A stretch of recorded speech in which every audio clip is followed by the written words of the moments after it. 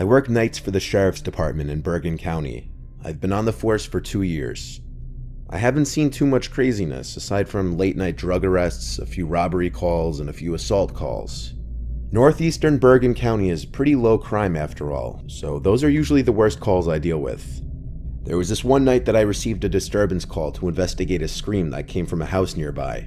Usually a call like this would mean a domestic dispute, or even just something as harmless as people drinking and being too loud.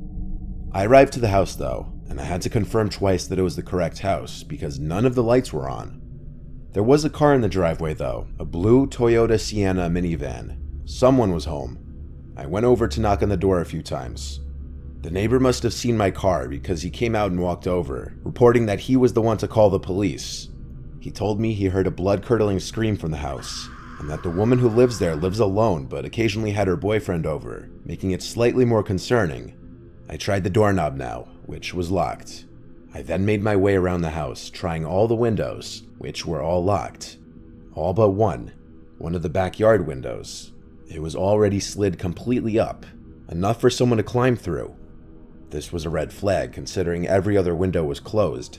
I requested backup to the scene, and once I got confirmation, I climbed into the house through the window. I started to flick every light on that I could find in the house, starting in the kitchen and working my way to the living room. And yes, it's advisable for police to turn on the lights when investigating buildings. What you see in TV shows and movies where they leave the lights off is only done for suspense. I called out for the woman, trying to assure her it's okay, police were here. Though at that time, I still didn't know what exactly the situation was, other than she was reported screaming. There was no response no matter how loud I yelled. The first floor was clear, so there was only the upstairs left to check. I wanted to wait for backup to arrive, because I was nervous what I'd find up there, but I'd also not forgive myself if I waited and wasted precious time that I could have used to save this woman from a possible medical emergency. Before going up the stairs, I unlocked the front door for when backup would arrive. I then walked up the carpeted stairs quietly, and as I got halfway up the stairs, I peered over the ledge onto the second floor. There were 4 doors up there. I flicked on the light switch in the hallway and called out one more time.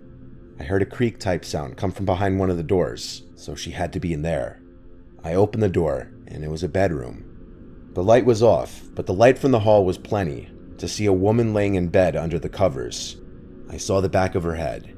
I walked over to her to make sure she was okay, but as I was close, I noticed dark stains that soaked the other side of the covers. The side of her I couldn't see from the door.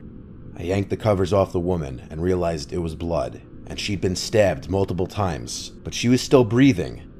I grabbed my walkie and reported a stabbing, requesting immediate backup and an ambulance. The creak I heard moments before suddenly made no sense if this woman was in bed like this. And given she was unconscious, someone placed her in the bed most likely.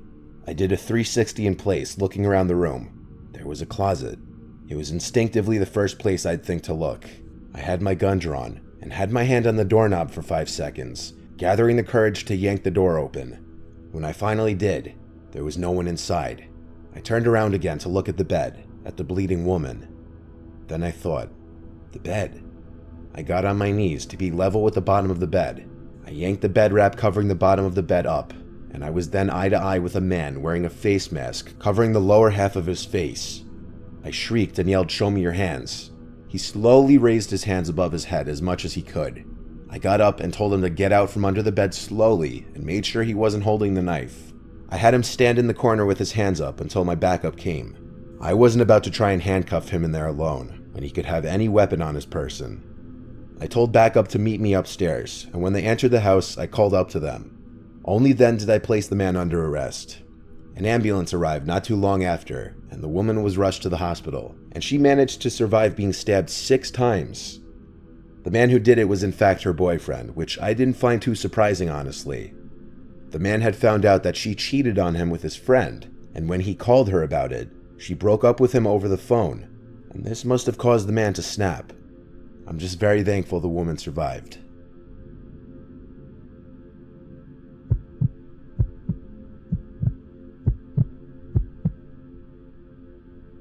This story was told to me by my best friend's uncle, who works the night shift as a police officer in our city. A year or so ago, Mike, my best friend's uncle, was out on his nightly patrol with his partner Steve. They've been working together for years, and they're both Army veterans, so they're very level-headed and calm people, perfect for being police officers. When they got a call from a landlord at an apartment complex complaining about one of his tenants, they didn't really expect anything bad. They get calls like that all the time, so they headed over to see what was going on. When they arrived, the landlord greeted them outside. It was probably 1 or 2 in the morning, and everyone from the complex was standing out in the grass, which was odd. The landlord approached Mike and Steve and started to rant about one of their neighbors being crazy and turning all of the water on in his apartment. Apparently he was some guy in his 30s, and he'd been acting weird lately. Mike could see that there was water seeping out from the front door to the place and decided they had to go in and do a welfare check on the guy. When they walked in, water was pouring down the stairs and clearly flooding the building, which meant that this water had to have been turned on for hours to cause this kind of damage. They climbed to the second story and knocked on the door where the water was gushing out from. The landlord told them that the tenant's name was Adam, and so they pounded on the door calling his name. No one answered for a couple minutes, and so they decided to break the door down. When they did, they spotted Adam standing in his kitchen. All of the sinks, the shower, and the toilet from the bathroom and a hose from outside were gushing water everywhere. Adam was standing there shaking. His eyes were wide like he was terrified to move. "Adam, what's going on? Are you all right?" Mike asked while his partner Steve walked further inside to check everything out. Steve walked into the bathroom to turn off the water and to make sure no one else was in the apartment. Mike slowly approached Adam, who seemed terrified because he was shaking so much. He didn't even look at Mike as he approached. Again, he was asked what was wrong, and he finally stuttered out that there are people in the walls. Mike didn't hear what he was saying at first, but as he got closer, Adam started to hear it over and over, louder and louder. "There are people in the walls," until he was almost screaming it, getting himself worked up. Steve walked into the bedroom next and was clearing the room when he checked the closet and noticed something as he turned on the light. There was a very faint line that ran across the wall. At first he didn't think anything of it, but then he heard what Adam was screaming, and a sinking feeling hit his gut. The more he stared at it, the more he realized that the line was in the shape of a door cut out of the wall. It clearly wasn't meant to be there. Mike was about to lead Adam out of the apartment when Steve suddenly called to him, "You better take a look at this." Mike went into the other room to see Steve pointing his gun at the wall in the bedroom, clearly freaked out. They both approached the door, guns raised, while Adam started to cry in the back room. Steve quickly pulled a piece of wall back, and they both froze when 3 sets of eyes stared back at them. 3 people were pressed together in this tiny space in the wall, their faces painted in weird patterns. Both Steve and Mike ordered them out and handcuffed each one. By that time, backup had arrived and some other police officers got Adam out of there. They led the 3 downstairs and sent them off to jail. Mike and Steve were deeply disturbed by the whole exchange. It was only made worse when a couple months later, they found out that the 3 people on the wall were from some crazy cult out in the woods. They were trying to get Adam to join them. They preyed on him because they knew he had a past history of being mentally unstable. They were trying to scare him. He turned on all the water in an attempt to flush them out of his own home.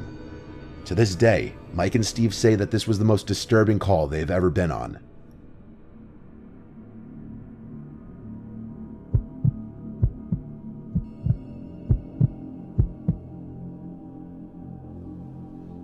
This one time when I was working a 12-hour overnight shift, I went out on a call for a suspicious person walking house to house, knocking on doors, and saying things to people through their doors or to their doorbell cameras. I arrived to the man's house who called it in, and he explained better in person that it was a middle-aged woman with long, wiry hair holding something behind her back, going door to door yelling at people to open up and mumbling to herself.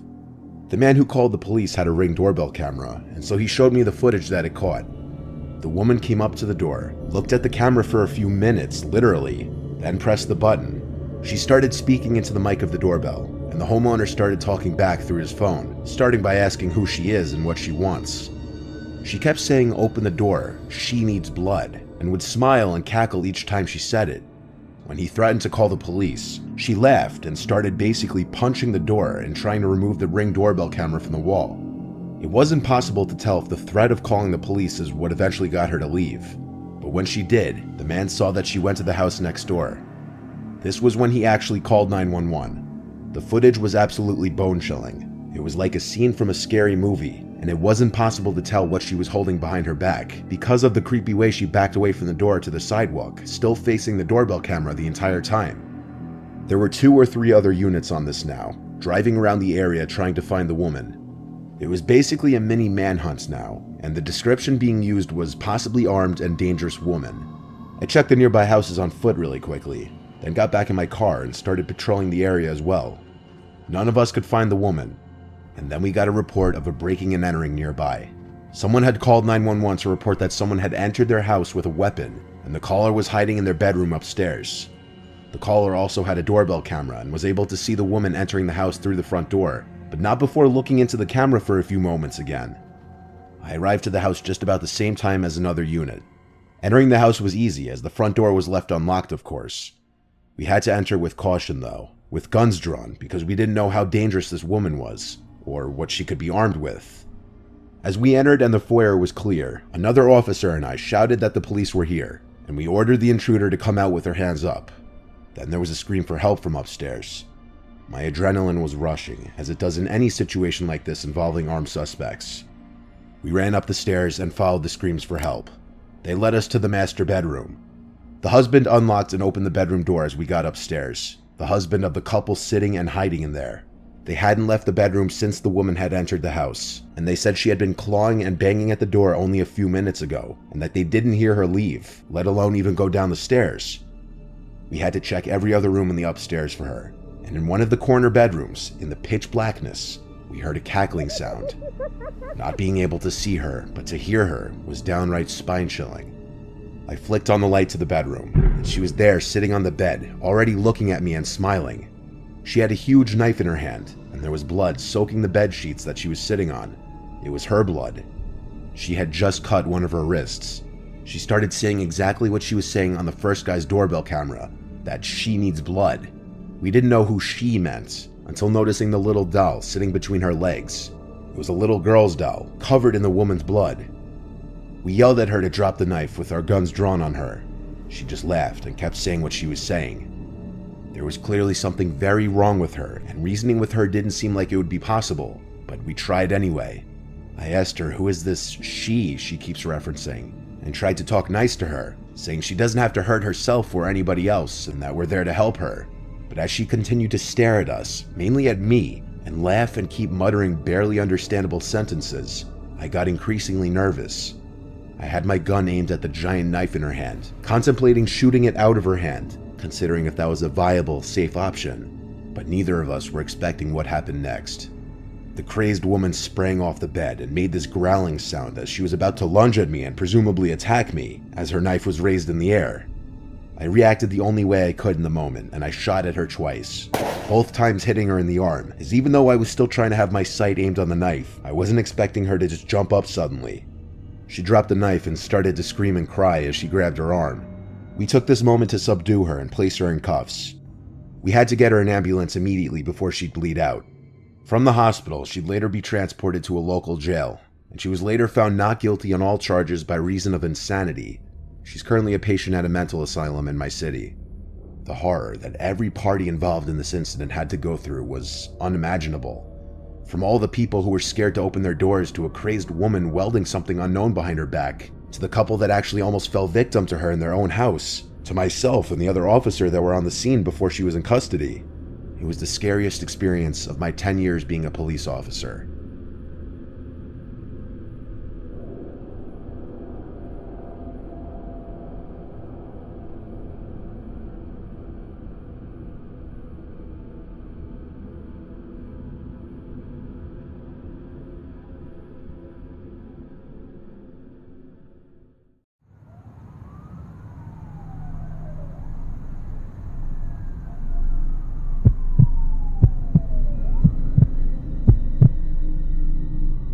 I'm a police officer in South Jersey.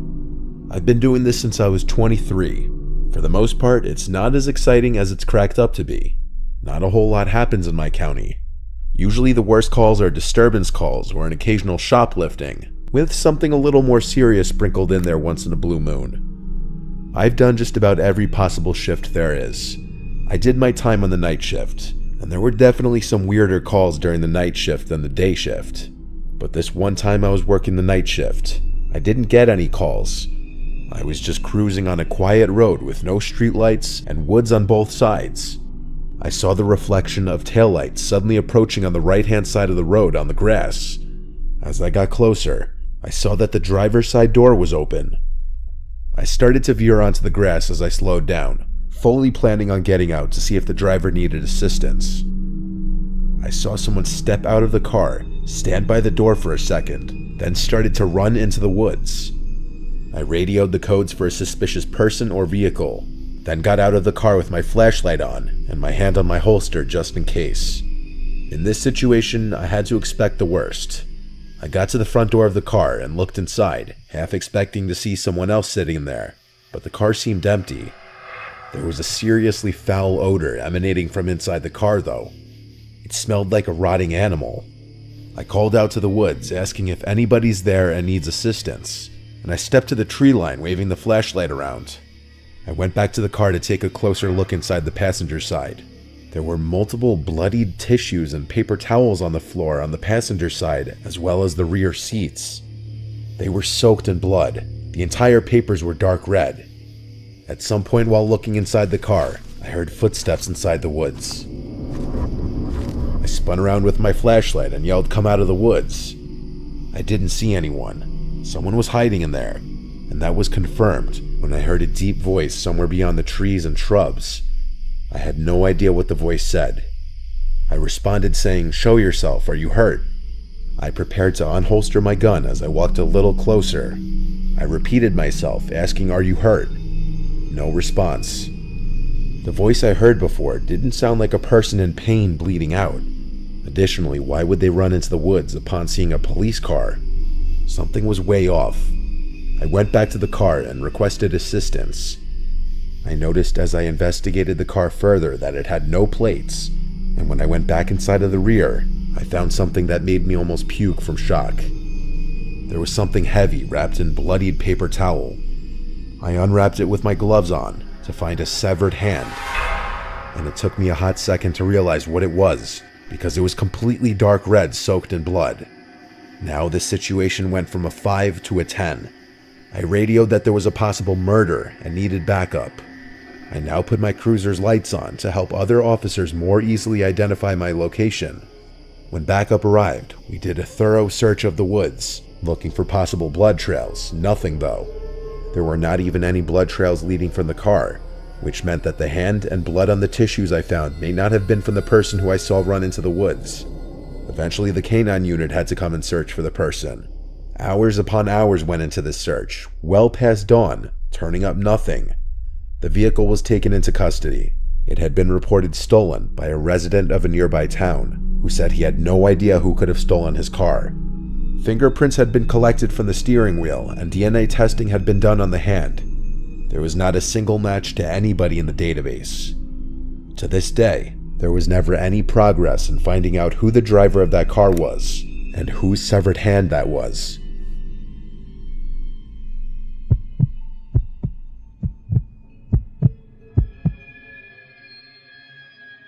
My partner and I are assigned to a unit in the sheriff's department that handles tethers, or ankle monitors. One night while looking for someone that absconded the program, we followed her last known location to a somewhat shady area of our county. Not many stops are routine, but this one was unsettling from the beginning. My partner walked to the front door, as I held the side of the house, keeping my focus on him and the side of the house. After knocking on the door, we could hear movement from inside. As the door opened, a middle-aged woman slowly peered out of the door and looked directly at me. There was no way she knew where I was standing. I was not in view of any window at the front or side of the house. What was strange was that most people would answer the person at the front door, not look at the side of the house first. After a moment, she let us in after we asked if she knew who Camille was, who we were searching for. She mumbled something to the effect that she was there. Things went from 0 to 100 immediately, as she dropped to her hands and knees and started scooting on the floor yelling for Camille. This lady had some obvious mental issues, and we figured this Camille was a caretaker of some kind. We both knew the situation was off, but started searching the house. The entire time this woman was yelling for Camille, never once getting back to her feet, just kind of following us on the ground. The time must have been around 8 p.m. and it was dark outside. The inside of the home had one light on. There were no TVs or any electronics of any kind. The house had a strange feeling to it. The layout of this older style home had about 4 bedrooms and 2 floors. Every time I left a room, I swear I was in a part of the house I had not just been in. I would enter a hallway and seemingly be in another part of the house, like I entered a dimensional gap or something. The woman would sometimes be right behind me without making a sound. I was starting to question how all of this was possible. At one point, we both entered the upstairs, which looked to be a regular upstairs with bedrooms, or maybe a bathroom at the top of the stairs. As we tried to open the door, initially it would not budge. It appeared that it had been sealed somehow, like it had been painted over, and paint had dried in the seams of the door. After putting in a little extra effort, the door opened, revealing an attic, not bedrooms. If you remember Paranormal Activity, when the guy finds a picture of his wife and child in the insulation, that's what it looked like. There was nothing but storage space, insulation, and an older style light bulb with a string hanging from it. The lady was just sitting at the bottom of the stairs watching us, occasionally yelling for Camille. After what seemed like an hour of searching this house over and over again, going into rooms I swear I had just left, we called it and cleared the property. As we drove off, the woman was now standing right in front of the door, staring at us as we left. According to when we called dispatch and when we cleared, we were only there for 20 minutes. It felt like we were there for well over an hour or 2. I don't know what was more unsettling, the fact that it was late at night, the lady yelling Camille's name and scooting on her hands and knees, her quietly showing up behind me when I had not heard her move, or the fact that she was standing at the door just staring at us as we left. We have not returned to that house.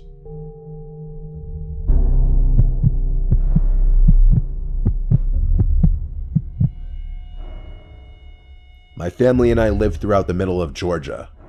Not many stories come out of this area, and this one I'm about to share makes us glad of that fact. My cousin, who I'll call Bob, has been a police officer for 5 years. He went into the force bright-eyed and optimistic, I guess like so many do. It sounds corny, but he genuinely wanted to make a difference and help improve the lives of the people in his community. One day, they got an alert from a house somewhere between Macon and Roberta. To hear Bob tell it, it was a place that people had thought was abandoned for years. Gives you an idea of the state the house was in. Anyway, when they arrived, an older gentleman was sitting on the steps outside the front door with his hand in his pockets. Bob and the other officer approached him and were alarmed to see that the man was crying. Well, not crying really, but sobbing, and he was also muttering something to himself about how awful it is. They tried to question the man, but the guy was completely incoherent. It didn't take but a couple of seconds to figure out that the poor guy was traumatized. As his partner called for another car, Bob drew his gun and decided to enter the house. The smell inside the house was overpoweringly rancid. He told me that the kitchen and living room were a total wreck. It was clear the owners of the house were hoarders. Pots and pans stacked damn near to the ceiling, spoiled food all over the table, takeout containers scattered all over the floor. Disgusting. As procedure dictates, Bob called out to see if anyone would answer. Silence. He told me that even with all his training and experience over those past 5 years, his heart rate was already building fast. Gun at the ready, he checked out the living room and saw nobody was there either. He made his way down the hall where the smell was getting much worse. Just as it all became too much, he covered his mouth and nose and opened the door to what he suspected was the bedroom. In the bed were 2 corpses, gray-skinned and covered with flies. Despite his churning stomach, Bob decided to go in for a closer look, a decision he said he's regretted since. One of the corpses was male, the other female. The skin on their faces was already starting to fall off, and the flies were flying in and out of their mouths. Some were landing and sitting on their eyeballs. As Bob inspected the female's corpse, he was horrified to find that she was holding an even smaller dead body, an infant. It wasn't until a large cockroach crawled out of the dead infant's mouth that Bob ran outside the house, doubled over, and threw up his lunch all over the steps the man had been sitting on. When the other cars finally arrived, they were able to do a more thorough inspection. The older man that Bob and his partner had met when they first arrived was a former coworker and friend of the dead man. They'd worked together at a peach packing company. The man hadn't showed up for over a week, and he'd gone to their house to see if he was okay. The poor man had been the first to see that horrible sight in the bedroom. The story that they put together was that the wife and husband had at some point become addicted to opioids. After some kind of operation a year or so before, they had started abusing painkillers together, and the addiction grew and grew until they started shooting up and snorting heroin. Their daughter, who wasn't more than a couple years old, had died of neglect.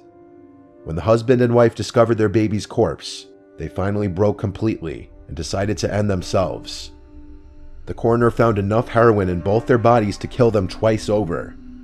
Bob's still on the force, but he started drinking a little too much after that. He's been going to therapy, and he's since managed to get his drinking under control. But almost every time we talk, he says that he still has nightmares about that poor child's corpse. And in his nightmares, the baby's still crying.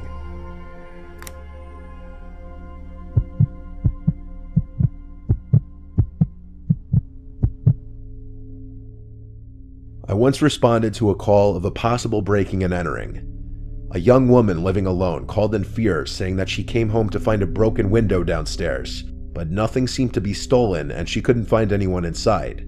But then when she went upstairs to bed, she thought she could hear footsteps moving around downstairs. Her call disconnected shortly after she said that, and the woman wouldn't pick up to any of the attempted callbacks. I took the call and arrived to the little house. I went to knock on the front door, and after a minute, I gave it another set of knocks and pressed the doorbell. After another minute, I tried one more time, this time banging really loudly and ringing the bell again. When there was no answer this time, I decided to inspect the house.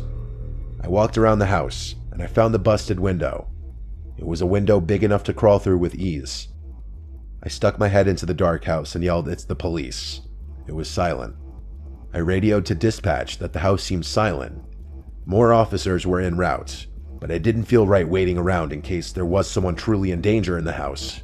I radioed that I'm going into the house through the window, and then I climbed through it. I stepped over the shattered glass into the kitchen. I drew my gun and started walking through the kitchen, hearing the glass crunching below my boots. I shouted into the house to make my presence as a police officer known to anyone who was inside. I didn't hear any footsteps, so I went upstairs, as the woman on the phone told dispatch that she heard footsteps downstairs, so that would mean her bedroom was upstairs.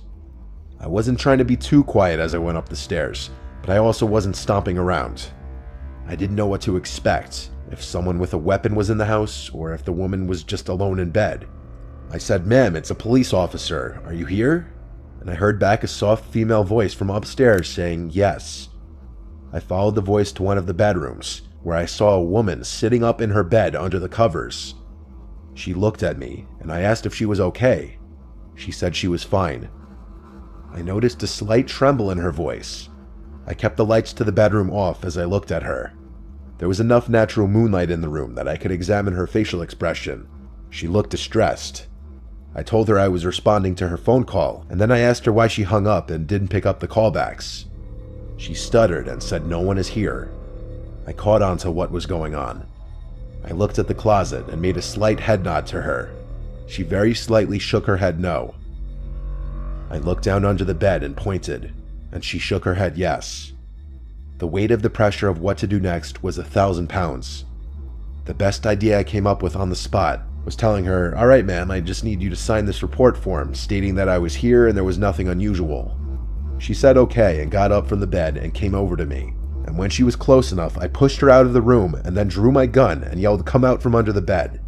I was still shook when I saw a dark figure actually slowly coming out from under the bed. I said, "Hands first and drop any weapons." I heard the clank of something drop to the floor, which turned out to be a gun. A middle-aged man in all black clothes stepped out from under the bed with his hands up. I made the arrest on the spot and brought him outside, right around the time the other officers were arriving. The woman had hung up the phone on the police when she thought the footsteps were upstairs and she didn't want the intruder to hear the audio from the phone call.